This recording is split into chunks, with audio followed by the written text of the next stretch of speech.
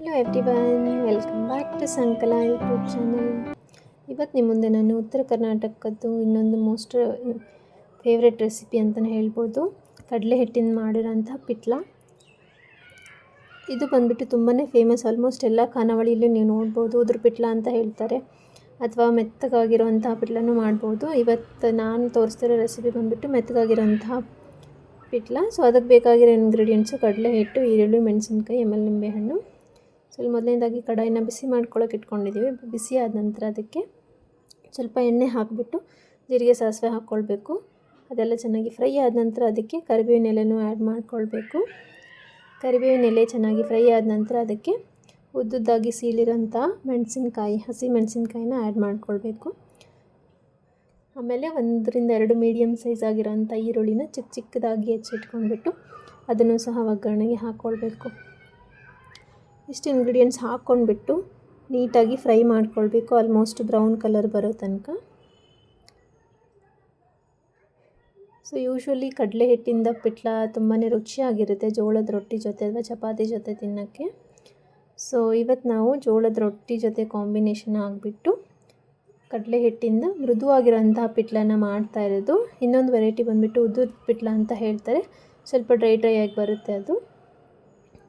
So ಈರುಳ್ಳಿ, ಮೆಣಸಿನ್ಕಾಯಿ ಎಲ್ಲ ಚೆನ್ನಾಗಿ ಬೆಂದಾದ ನಂತರ ಇದಕ್ಕೆ ನಾವು 1 ಟೇಬಲ್ ಸ್ಪೂನ್ ಆಗೋಷ್ಟು ಅರಿಶಿಣದ ಪುಡಿ, ಆಮೇಲೆ 1 ಟೇಬಲ್ ಸ್ಪೂನ್ ಅಷ್ಟು ಮಸಾಲ ಖಾರ.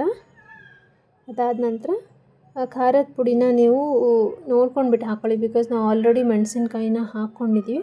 ಸ್ವಲ್ಪ ಕಲರ್ಗೆ ಅಂತ ಹೇಳ್ಬಿಟ್ರೆ 1 ಟೇಬಲ್ ಸ್ಪೂನ್ ಆ್ಯಡ್ ಮಾಡ್ಕೊಳ್ಬೋದು ಖಾರದ ಪುಡಿನ. ಆಮೇಲೆ ರುಚಿಗೆ ತಕ್ಕಷ್ಟು ಉಪ್ಪು. ಸೊ ಇಷ್ಟು ಇಂಗ್ರೀಡಿಯೆಂಟ್ಸ್ ಎಲ್ಲ ಹಾಕಿದ ನಂತರ ಇದು ಒಗ್ಗರಣೆ ಜೊತೆ ಚೆನ್ನಾಗಿ ಕಲಿಸ್ಕೊಳ್ಬೇಕು. ಸೊ ಆಮೇಲೆ 1 ಚಿಟಿಕೆ ಆಗೋಷ್ಟು ಬೆಲ್ಲನೂ ಸಹ ಆ್ಯಡ್ ಮಾಡ್ಕೊಳ್ಳಿ, ತುಂಬಾ ರುಚಿಯಾಗಿರುತ್ತೆ. ಸೊ ಇದೆಲ್ಲ ಐಟಮ್ಸ್ ಹಾಕ್ಕೊಂಡ ನಂತರ ಒಗ್ಗರಣೆ ಜೊತೆ ಚೆನ್ನಾಗಿ ಮಿಕ್ಸ್ ಮಾಡ್ಕೊಳ್ಬೇಕು. 1-2-3 ನಿಮಿಷದವರೆಗೂ ಖಾರ ಉಪ್ಪಿನ ಅಂಶ ಈರುಳ್ಳಿ ಮತ್ತು ಮೆಣಸಿನ್ಕಾಯಿ ಜೊತೆ ಚೆನ್ನಾಗಿ ಮಿಕ್ಸ್ ಆಗೋ ತನಕ ಬೇಯಿಸ್ಕೊಳ್ಬೇಕು. ಇದು ಬೆಂದಾದ ನಂತರ ಇದಕ್ಕೆ ನಾವು 1-1.5 ಲೋಟ, ನಿಮಗೆ ಯಾವ ಕ್ವಾಂಟಿಟಿಲಿ ಮಾಡ್ತೀರಿ ಪಿಟ್ಲ ಅದರ ಪ್ರಕಾರ ನೀವು ನೀರನ್ನ ಆ್ಯಡ್ ಮಾಡ್ಕೊಳ್ಬೇಕು. ಸೊ ಇವತ್ತು ತೋರಿಸ್ತಿರೋ ಪಿಟ್ಲ ಬಂದುಬಿಟ್ಟು ಅಮ್ಮ ಮಾಡಿರೋಂಥ ಪಿಟ್ಲ ಇದು. ಇದನ್ನ ನಾವು ಸಪ್ರೇಟಾಗಿ ಕಡಲೆ ಹಿಟ್ಟನ್ನ ನೀರಲ್ಲಿ ಕಲಿಸ್ಕೊಂಡ್ಬಿಟ್ಟು ಮಾಡ್ತಾಯಿಲ್ಲ, ಡೈರೆಕ್ಟಾಗಿ ಒಗ್ಗರಣೆ ಒಳಗಡೆ ನೀರು ಹಾಕ್ಕೊಂಡ್ಬಿಟ್ಟು ಅದಕ್ಕೆ 1/2 ಆಗೋಷ್ಟು ನಿಂಬೆಹಣ್ಣು ರಸ ಹಾಕ್ಕೊಂಡ್ಬಿಟ್ಟು ಮಾಡ್ತಾ ಇರೋದು. ಇವಾಗ ಹಾಕಿರೋ ನೀರು ಚೆನ್ನಾಗಿ ಬೇಯ್ತಾ ಇದೆ. ಸೊ ಈ ಬೇಯ್ತಾ ಇರೋ ನೀರಿಗೆ ನಾವು ಕಡಲೆ ಹಿಟ್ಟು ಏನು ಇಟ್ಕೊಂಡಿರ್ತೀವಲ್ವ, ಈ ಥರ ಡ್ರೈ ಕಡಲೆ ಹಿಟ್ಟು ಇದು. ಇದಕ್ಕೆ ಯಾವುದೇ ರೀತಿಯಾದಂಥ ನೀರು ಆ್ಯಡ್ ಮಾಡಿಲ್ಲ, ಡೈರೆಕ್ಟ್ ಒಗ್ಗರಣೆ ಒಳಗಡೆ ಕಡಲೆ ಹಿಟ್ಟು ಹಾಕ್ಕೊಂಡ್ಬಿಟ್ಟು ಮಿಕ್ಸ್ ಮಾಡ್ಕೊಳ್ಬೇಕು. ಯೂಶ್ವಲಿ ಕೆಲವೊಂದು ಟೈಮ್ ಹಿಟ್ಟು ಹಾಕಬೇಕಾದ್ರೆ ಗಂಟಾಗುತ್ತೆ ಅಂದ್ಕೊಂಡ್ಬಿಟ್ಟು ನೀರೊಳಗಡೆ ಮಿಕ್ಸ್ ಮಾಡ್ಕೊಂಡ್ಬಿಟ್ಟು ಅದನ್ನ ಆ್ಯಡ್ ಮಾಡ್ತಾರೆ. ಬಟ್ ಇವತ್ತು ಮಾಡಿರೋಂಥ ಪಿಟ್ಲ ಬಂದುಬಿಟ್ಟು ಈ ಥರ ಒಗ್ಗರಣೆ ಒಳಗಡೆ ನೀರು ಹಾಕ್ಕೊಂಡ್ಬಿಟ್ಟು ಆಮೇಲೆ ಕಡಲೆ ಹಿಟ್ಟು ಹಾಕ್ಕೊಂಡ್ಬಿಟ್ಟು ಮಿಕ್ಸ್ ಮಾಡ್ಕೊಳ್ತಾ ಇರೋದು. ತುಂಬ ಅಂದ್ರೆ ತುಂಬ ರುಚಿಯಾಗಿರುತ್ತೆ. ಇದೊಂಥರ ಬಜ್ಜಿದು ಫ್ಲೇವರ್ ಕೊಡುತ್ತೆ, ಬಿಕಾಸ್ ಕಡಲೆ ಹಿಟ್ಟಿಂದ ಪಿಟ್ಲ ಮಾಡೋದಲ್ವ.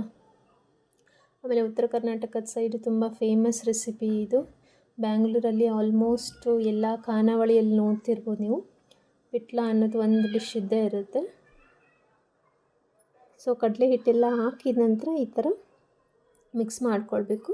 ಆಮೇಲೆ ಒಂದು ಸ್ವಲ್ಪ ಬರಬೇಕು ಅಂತ ಹೇಳ್ಬಿಟ್ಟು ಒಂದು ಸ್ವಲ್ಪ ಎಣ್ಣೆನ ಮೇಲ್ಗಡೆ ಆ್ಯಡ್ ಮಾಡ್ಕೊಂಡಿದ್ದಾರೆ. ಎಣ್ಣೆ ಹಾಕ್ಕೊಂಡ ನಂತರ ನೀಟಾಗಿ ಮಿಕ್ಸ್ ಮಾಡ್ಕೊಳ್ಬೇಕು. ಸೊ ನೋಡಿ, ಡೈರೆಕ್ಟ್ ನೀರೊಳಗಡೆ ಹಿಟ್ಟು ಹಾಕಿ ಮಿಕ್ಸ್ ಮಾಡಿಕೊಂಡ್ರೆ ಯಾವುದೇ ರೀತಿಯಾದಂಥ ಗಂಟು ಇರದೇ ತುಂಬಾ ಸಾಫ್ಟಾಗಿರೋಂಥ ಪಿಟ್ಲ ರೆಡಿ ಆಗಿದೆ. ಹೋಪ್ ನೀವು ಈ ಥರ ಪಿಟ್ಲನ ಟ್ರೈ ಮಾಡ್ತೀರಾ ಅಂತ ಭಾವಿಸ್ತೀನಿ. ನೀವು ಯಾವ್ಯಾವ ವೆರೈಟಿಲಿ ಪಿಟ್ಲನ್ನ ಮಾಡಿದ್ದೀರಾ ಅಂತ ಹೇಳ್ಬಿಟ್ಟು ಕಮೆಂಟ್ ಸೆಕ್ಷನಲ್ಲಿ ಮೆನ್ಷನ್ ಮಾಡಿ. ಹೋಪ್ ನಿಮಗೆ ಇವತ್ತು ತೋರಿಸಿರೋಂಥ ಇಂಗ್ರೀಡಿಯೆಂಟ್ ಆದಂಥ ಪಿಟ್ಲ ರೆಸಿಪಿ ಇಷ್ಟ ಆಯಿತು ಅಂದ್ಕೊಳ್ತೀನಿ. ಇದರ ಒಂದು 2-3 ಮಿನಿಟ್ಸ್ವರೆಗೂ ಲೋ ಫ್ಲೇಮಲ್ಲಿ ಇಟ್ಬಿಟ್ಟು ಚೆನ್ನಾಗಿ ಬೇಯಿಸ್ಕೊಳ್ಬೇಕು. ಬೇಯಿಸ್ಕೊಂಡ್ರೆ ಪಿಟ್ಲ ರೆಡಿ ಟು ಸರ್ವ್. ಇದನ್ನ ಜೋಳದ ರೊಟ್ಟಿ ಅಥವಾ ಬಿಸಿ ಬಿಸಿ ಚಪಾತಿ ಜೊತೆನೂ ಸರ್ವ್ ಮಾಡ್ಬೋದು. ಹೋಪ್ ನಿಮಗೆ ಈ ರೆಸಿಪಿ ಇಷ್ಟ ಆಗಿದೆ ಅಂದ್ಕೊಳ್ತೀನಿ. ಇಷ್ಟ ಆಗಿದ್ದರೆ ನನ್ನ ಚಾನಲ್ನ ಲೈಕ್, ಶೇರ್, ಕಮೆಂಟ್ ಮಾಡಿ, ಸಬ್ಸ್ಕ್ರೈಬ್ ಮಾಡಿ ಅಂತ ಹೇಳ್ತಾ, thank you for watching this video.